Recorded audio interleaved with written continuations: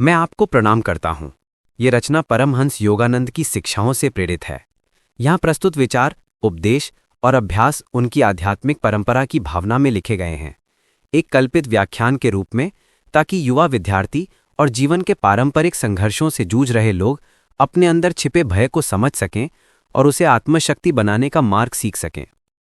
आज का विषय है डर को शक्ति में बदलने की आध्यात्मिक राह। ये स्क्रिप्ट विशेष रूप से उन छात्रों के लिए है जो काम से चुराते हैं, अपनी जिम्मेदारियों से बचते हैं, अपने अधिकारों के लिए लड़ने से डरते हैं, या फिर दुनिया में मौजूद हर तरह के भय, आर्थिक, सामाजिक, भावनात्मक, से जूझते हैं। हम शुरुआत करेंगे सरल सत्य से। डर आपका दुश्मन नहीं, आपका गुरु है। भाग 1। डर को पहचानना, भय का स्वरूप। डर जब भी आपके मन में आता है, वह एक सूचना की तरह होता है। उसकी गुफ्तगू सुनने योग्य है। डर कई रूपों में आता है। असफलता का डर, अपमान का डर, हिंसा का डर, अकेलेपन का डर, अपनी हदों के बाहर जाकर प्रयास करने का डर। छात्रों के लिए आम डर है असफल होने का डर, आलोचना का डर, संघर्ष करने का डर, खासतौर पर अपने हक के लिए लड़ने का भय। यह समझना आवश्यक है कि भय स्वयं में बुरा नहीं, भय ने मानव को बचाया है।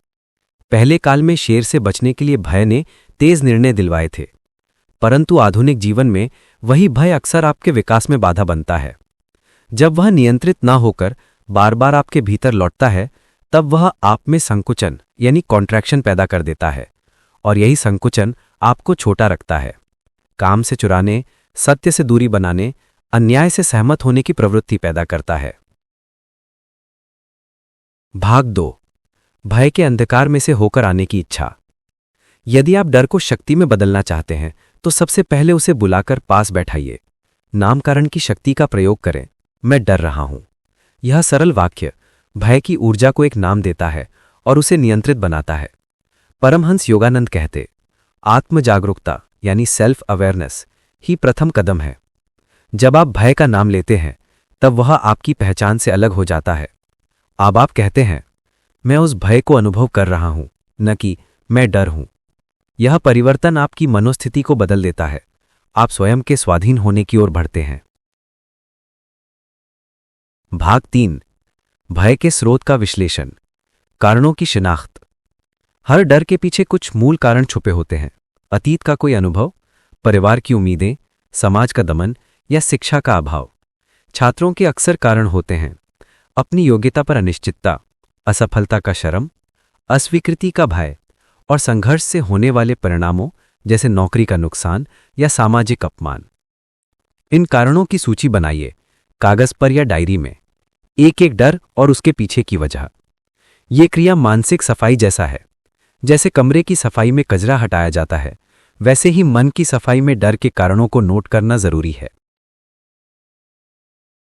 भाग 4। आध्यात्मिक दृष्टिकोण, आत्मा और भय। हमारा सच्चा स्वरूप आत्मा है, निर्भीक और शांत। भय केवल मन और शरीर की प्रतिक्रिया है। परमहंस योगानंद का संदेश है कि आत्म जानकारी से ही भय के जड़ काटे जा सकते हैं। आत्मज्ञान का अभ्यास तब तक नहीं होता जब तक हम मन को शांति, ध्यान और अनुशासन से प्रशिक्षित नहीं करते। जीव का साक्षात्कार होने पर व्यक्ति पाते हैं कि भय अस्थायी है, उसकी प्रकृति बदलने योग्य है। आत्मा की अव्यक्त शांति में भय का क्षय स्वाभाविक है, पर यह प्रक्रिया धीरे धीरे आती है, जैसे कठोर धातु को धीमे तप से नरम बनाते हैं। भाग 5। व्यवहारिक अभ्यास, डर से सामना करने के साधन। अब हम कुछ सरल रोजमर्रा के अभ्यासों की ओर बढ़ते हैं, जिन्हें विद्यार्थी और युवा तुरंत आजमा सकते हैं। इनका उद्देश्य भय की ऊर्जा को नकारात्मक से सकारात्मक में परिवर्तित करना है, शक्ति, साहस और दृढ़ता के रूप में। श्वास पर नियंत्रण, प्राणायाम। जब भी भय आता है, श्वास असमर्थ हो जाती है, छोटी और तेज। कुछ सरल प्राणायाम जैसे धीरी गहरी सांसें, नाभि से लेकर पेट तक की सांसें और सांसों की गिनती, ये सब मन को केंद्रित कर देते हैं। 5 मिनट का अनुलोम विलोम या शांति देने वाला डीप श्वास तनाव के रासायनिक प्रभाव घटा देता है और आपकी सोच स्पष्ट करता है। छोटा लेकिन स्थिर कदम, माइक्रो एक्शन। भय से लड़ने का सबसे बड़ा हथियार है छोटा कदम। उदाहरण के लिए, यदि आप किसी असाइनमेंट से बच रहे हैं, तो आज सिर्फ 20 मिनट के लिए बैठकर काम शुरू करें, अगले दिन 25 मिनट। इस तरह छोटा छोटा सक्रियता का अनुशासन भय को कमजोर कर देता है। इन छोटे कदमों को विजय सूत्र कहें। मनोवैज्ञानिक डेडलाइन बनाना। कई विद्यार्थी काम टालते हैं क्योंकि काम अनिश्चित लगता है। एक निर्धारित समय तय कीजिए, मैं आज शाम 7 से 8 बजे तक इस रिपोर्ट को पूरा कर लूंगा। समय सीमा भय को वास्तविकता में बदल देती है और टाल मटोल को खत्म करती है। स्वयं से संकल्प और प्रतिज्ञा। हर सुबह अपने आप से एक छोटा संकल्प करें, आज मैं एक साहसी काम करूंगा। ये संकल्प लिखिए और बार बार पढ़िए। जब आप इसे दोहराते हैं, आपका अवचेतन मन उसे सच मानने लगता है। संघर्ष की कला। शांति से बोलना। अक्सर लोग अपने हक के लिए लड़ने से डरते हैं क्योंकि उन्हें गठरी के संघर्ष का डर होता है। पर यहां अधिकारों के लिए लड़ने का अर्थ हिंसा नहीं, समर्पित शांति प्रधान दृढ़ता है। अनुशासित शालीनता, स्पष्ट बोलने की कला और तथ्यों के साथ खड़े होने की क्षमता, ये मूल कौशल हैं। आप अभ्यास कर सकते हैं, किसी छोटे मुद्दे पर अपने शब्दों को पहले लिख लें, फिर शांत स्वर में अपने दावे रखें। इससे आपका आत्मविश्वास बढ़ेगा। आभार और दृष्टि। Gratitude and vision. अक्सर डर इस वजह से बढ़ता है कि हम नकारात्मक संभावनाओं को बढ़ा चढ़ाकर देखते हैं। हर दिन संध्या या प्रातः 5 चीजों की एक सूची बनाइए जिनके लिए आप आभारी हैं। फिर उस दिन की एक विजन लिखिए, छोटा सा लक्ष्य जिसमें आपने डर पर विजय पाई है। ये साधन मन को सकारात्मक विद्युत देता है। भाग 6। आध्यात्मिक साधना, ध्यान और आत्मप्रेरणा। भय को पूरी तरह से बदलने के लिए अंदर की गहराई में उतरना आवश्यक है। इसके लिए ध्यान पालना सर्वोत्तम उपाय है। एक सरल ध्यान क्रम। शांत स्थान चुनें, सीधी पीठ पर बैठें, कम से कम 15 से 20 मिनट। आंखें बंद करके गहरी सांस लें। अपने श्वास पर ध्यान लगाएं, सांस आना और जाना। मन में धीरे धीरे कहें, मैं शुद्ध चेतना हूं या अहम ब्रह्मास्मि, यदि आप पारंपरिक मंत्रों से सहज हैं तो। निरंतर अभ्यास से आप पाएंगे कि मन की अशांति घटती है और निर्णय लेने में स्पष्टता आती है। ध्यान का उद्देश्य भय को दबाना नहीं, बल्कि उसकी तह में जाकर उसे समझना और उसकी ऊर्जा को परिवर्तित करना है। भाग 7। भक्ति और भरोसा। ईश्वर शक्ति में आत्मसमर्पण।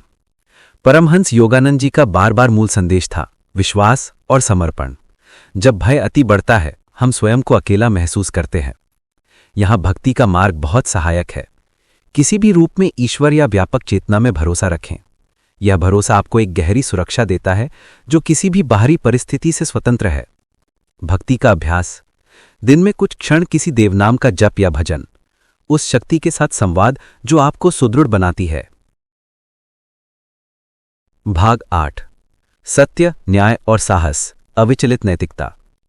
भय को शक्ति में बदलने का अर्थ केवल आत्मकल्याण नहीं, इसका अर्थ है समाज में सही काम करना भी है। यदि आप अपने अधिकारों के लिए लड़ते हैं तो वह लड़ाई केवल आपकी नहीं, वह न्याय की आवाज भी है। परंतु यह लड़ाई हिंसा पर आधारित नहीं, यह नैतिक दृढ़ता, सत्य और प्रेम पर आधारित है। नैतिक साहस का पाठ। छोटी छोटी घटनाओं में सच बोलना, किसी अन्याय को चुप न कर पाना और आवश्यक होने पर साइन इन कर अपने विचार साझा करना। यह अभ्यास आपको बड़े संघर्ष के लिए तैयार करेगा। भाग 9। भय और विफलता, पुनर्परीक्षित दृष्टिकोण। विफलते का डर विद्यार्थियों में विशेष रूप से आम है, परंतु विफलता की पुनर्परीक्षा कीजिए। क्या विफलता अंत है या एक शिक्षक? इतिहास में अनेक महान लोगों ने बार बार फेल हुए और हर बार सीख कर ऊपर उठे। आध्यात्मिक दृष्टि से विफलता एक प्रक्रिया है, अनुभव का एक पाठ है जो हमें परिष्कृत करता है। इसलिए हर विफलता को एक छोटे प्रयोग की तरह ले। मैंने ये आजमाया, इससे क्या सीखा? ये प्रश्न आपको भय से बाहर निकालकर सीखने के चक्र में डाल देता है। भाग 10। उदाहरण कथाएं, छात्र और साहस। 3 लघु कथाएं। कहानी 1। राजीव की छोटी जीत। राजीव एक इंजीनियरिंग विद्यार्थी था। वह बात बात पर डर कर तनाव में बैठ जाता था। प्रोजेक्ट प्रस्तुत करने में, टीचर से बहस करने में। एक दिन उसने तय किया कि वह केवल 10 मिनट का एक प्रेजेंटेशन देगा, बिना किसी स्लाइड के, सिर्फ अपने विचार। उसने ये किया और उसकी आवाज डगमगाई, पर अंत में उसे तालियां मिली। वह अनुभव उसके भीतर एक नई हिम्मत जगा गया।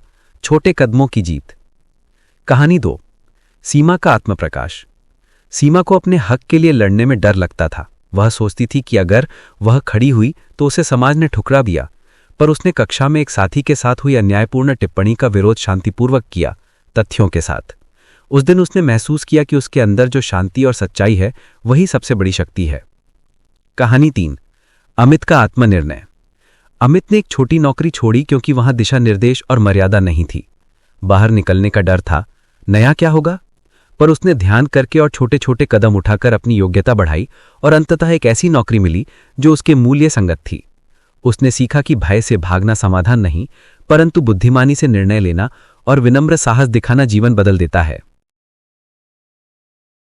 भाग 11, प्रतिदिन लागू करने योग्य 21 दिन का कार्यक्रम। निम्नलिखित 21 दिन की दिनचर्या भय को शक्ति में बदलने के लिए प्रभावी आरंभ है। दिन 1 से 7, आत्मनिर्भर